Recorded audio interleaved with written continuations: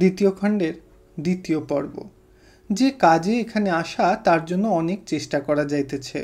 এত হাজার বিঘা জমি হঠাৎ বন্দোবস্ত হওয়াও সোজা কথা নয় অবশ্য।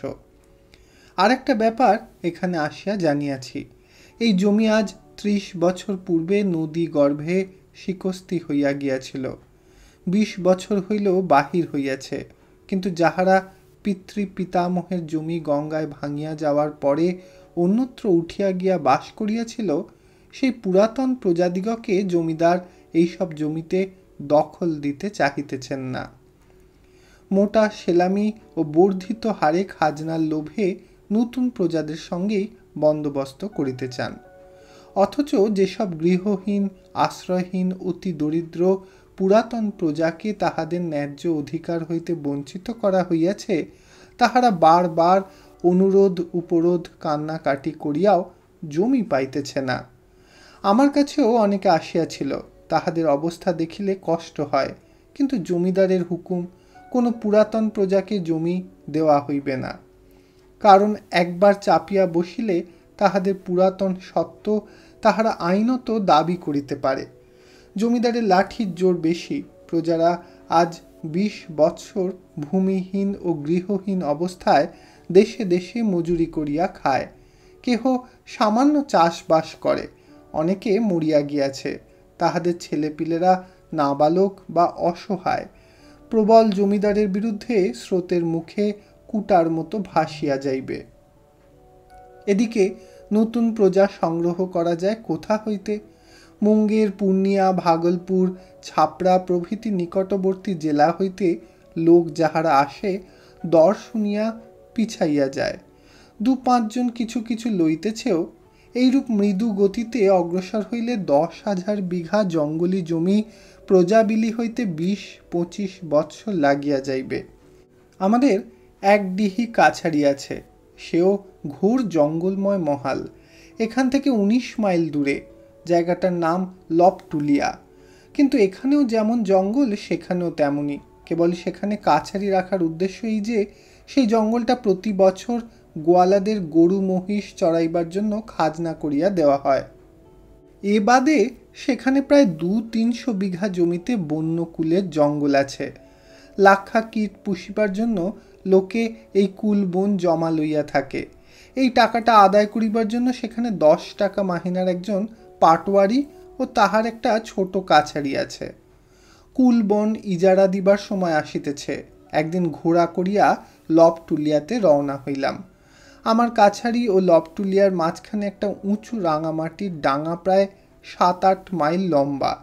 এর নাম ফুলকিয়া বৈহার। কত ধরনের গাছপালা ও ঝোপ জঙ্গলে পরিপূর্ণ। জায়গায় জায়গায় বন এত ঘন যে ঘোড়ার গায়ে ডালপালা ঠেকে।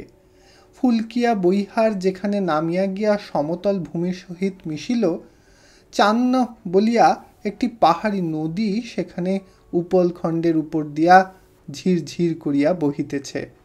বর্ষাকালে সেখানে জল খুব গভীর, শীতকালে এখন তত জল নাই। লবটুলিয়ায় প্রথম আসিলাম। অতি ক্ষুদ্র এক খড়ের ঘর, তাহার মেঝে জমির সঙ্গে সমতল। ঘরের বেড়া পর্যন্ত শুকনো কাশের, বনঝাউয়ের ডালের পাতা দিয়া বাঁধা। সন্ধ্যার কিছু পূর্বে সেখানে পৌঁছিলাম। এত শীত যেখানে থাকি সেখানে নাই। শীতে জমিয়া যাইবার উপক্রম হইলাম বেলা না পড়িতেই। সিপাহীরা বনের ডাল পাতা জ্বালাইয়া আগুন করিল। সেই আগুনের ধারে ক্যাম্প চেয়ারে বসিলাম। অন্য সবাই গোল হইয়া আগুনের চারিধারে বসিল। কোথা হইতে 4-5 একটা রুই মাছ পাটোয়ারি আনিয়াছিল। এখন কথা উঠিল, রান্না করিবে কে? আমি সঙ্গে পাচক আনি নাই, নিজেও রান্না করিতে জানি না। আমার সঙ্গে সাক্ষাৎ করিবার জন্য 7-8 জন লবটুলিয়াতে অপেক্ষা করিতেছিল। তাহাদের মধ্যে কন্টু মিশ্র নামে এক মৈথিল ব্রাহ্মণকে পাটোয়ারি রান্নার জন্য নিযুক্ত করিল। পাটোয়ারিকে বলিলাম, এইসব লোকেই কি ইজারা ডাকবে? পাটোয়ারি বলিল, না হুজুর, ওরা খাবার লোভে এসেছে। আপনার আসবার নাম শুনে আজ 2 দিন ধরে কাছারিতে এসে বসে আছে। এদেশের লোকের ওই রকম অভ্যেস। আরও অনেকে বোধহয় কাল আসবে। এমন কথা কখনো শুনি নাই। বলিলাম, সে কি, আমি তো নিমন্ত্রণ করিনি এদের। হুজুর, এরা বড় গরিব, ভাত জিনিসটা খেতে পায় না। কলাইয়ের ছাতু, মকাইয়ের ছাতু এই এরা 12 মাস খায়। ভাত খেতে পাওয়াটা এরা ভোজের সমান বিবেচনা করে।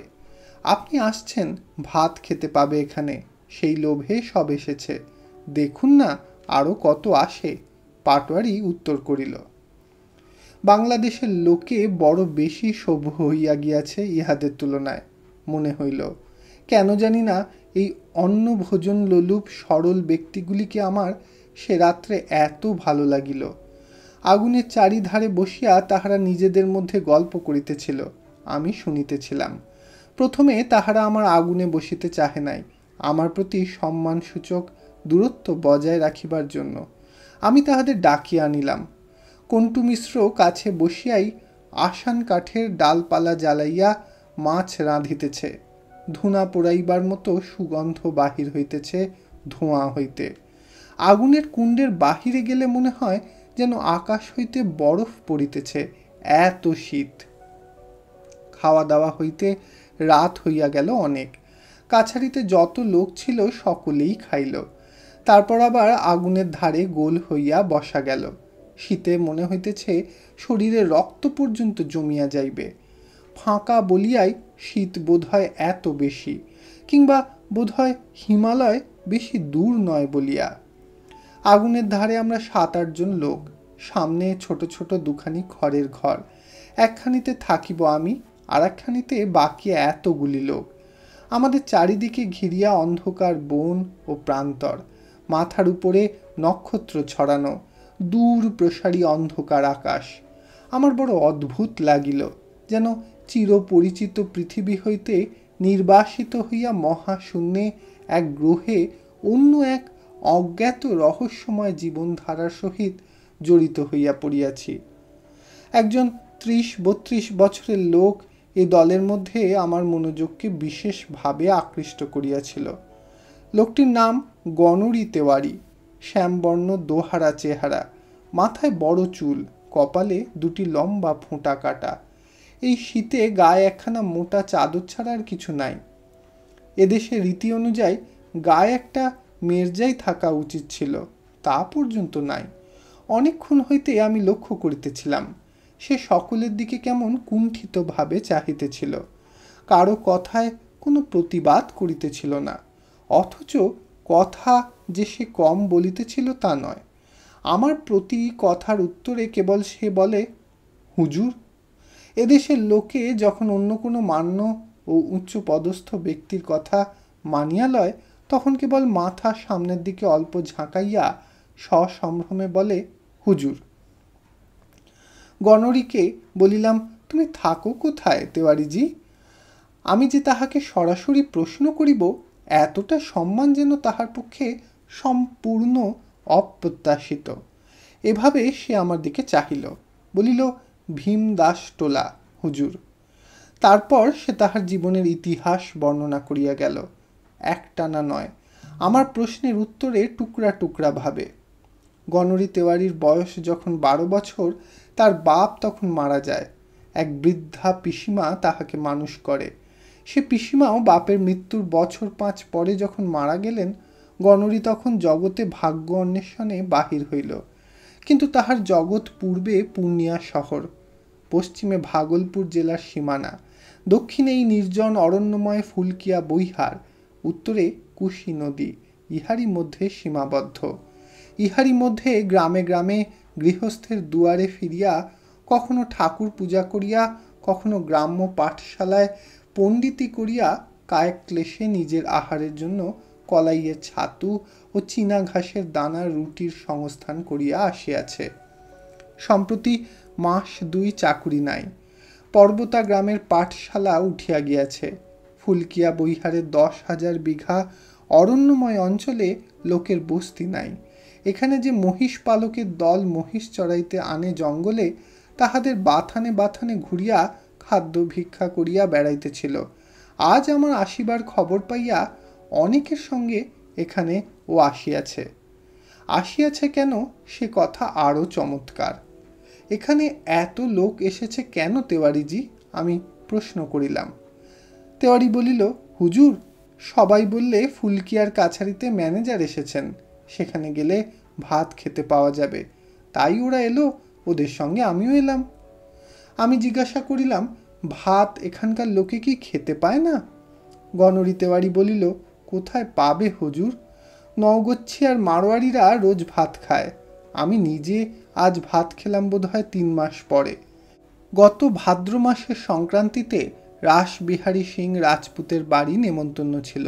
সে বড় লোক, ভাত খাইয়েছিল, তারপর আর খায়নি। যতগুলি লোক আসিয়াছিল, এই ভয়ানক শীতে কাহারও গাত্রবস্ত্র নাই। রাত্রে আগুন পোহাইয়া রাত কাটায়। শেষ রাত্রে শীত যখন বেশি পড়ে আর ঘুম হয় না শীতের চোটে। আগুনের খুব কাছে ঘেঁষিয়া বসিয়া থাকে ভোর পর্যন্ত। কেন জানি না ইহাদের হঠাৎ এত ভালো লাগিল। ইহাদের দারিদ্র, ইহাদের সারল্য, কঠোর জীবন সংগ্রামে ইহাদের যুঝিবার ক্ষমতা এই অন্ধকার আরণ্য ভূমি ও হিমবর্ষী মুক্ত আকাশ বিলাসিতার কোমল পুষ্পাস্তৃত পথে ইহাদের যাইতে দেয় নাই। কিন্তু ইহাদিগকে সত্যকার পুরুষ মানুষ করিয়া গড়িয়াছে।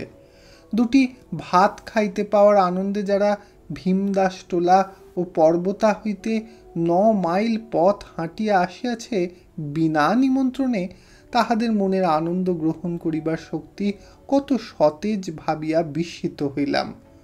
অনেক রাত্রে কিসের শব্দে ঘুম ভাঙিয়া গেল। শীতে মুখ বাহির করাও যেন কষ্টকর।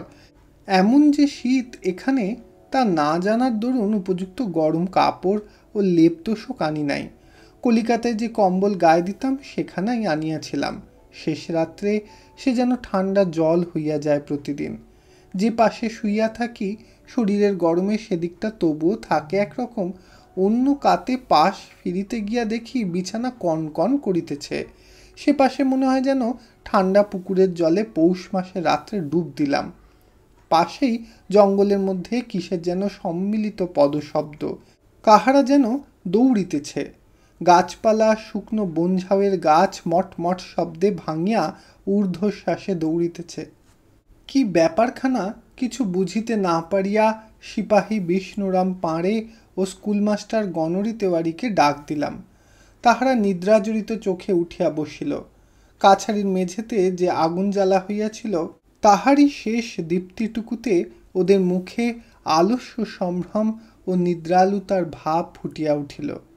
গণরি তেওয়ারি কান পাতিয়া একটু শুনিয়াই বলিল, কিছু না হুজুর, নীলগাইয়ের জেরা দৌড়চ্ছে জঙ্গলে।